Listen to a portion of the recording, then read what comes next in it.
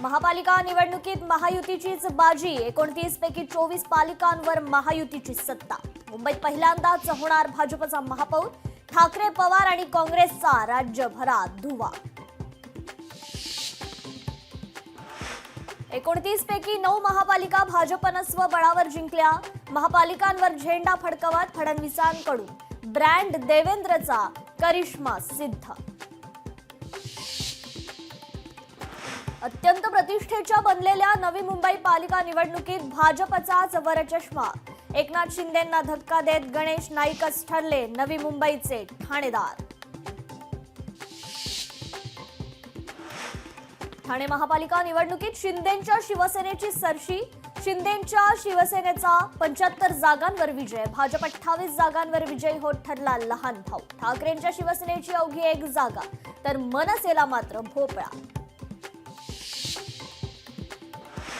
मुंबईत शिंदेंच्या शिवसेनेला धक्का. 2 मोठे शिलेदार पराभूत. माजी आमदार आणि आजी खासदारांच्या मुलांचा पराभव. समाधान सरवणकर, प्रिया सरवणकर आणि दीप्ती वायकर पराभूत. पुणे आणि पिंपरी चिंचवडमध्ये पवार काका पुतण्याकडे मतदारांची पाठ. अजित पवारांना मोठा धक्का. पश्चिम महाराष्ट्रात भाजपचीच आघाडी.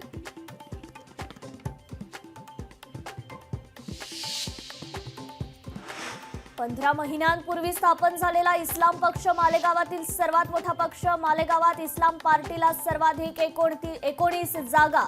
भाजपचा फक्त 2 जागांवर विजय. भाजपला सर्वात मोठा हादरा. पनवेल महापालिकेवरही भाजपचाच झेंडा. पनवेलमध्ये भाजपचा 56 जागांवर विजय. महापालिका निवडणुकांच्या निकालानंतर राज्यभरात भाजप कार्यकर्त्यांचा जल्लोष. फटाक्यांची आतिषबाजी, ढोल ताशाच्या गजरात जंगी सेलिब्रेशन. मुख्यमंत्री देवेंद्र फडणवीस आणि उद्योग मंत्री उदय सामंत आजपासून 8 दिवसीय दावोस दौऱ्यावर. वर्ल्ड इकॉनॉमिक फोरमच्या गुंतवणूक परिषदेला फडणवीस आणि सामंत राहणार उपस्थित.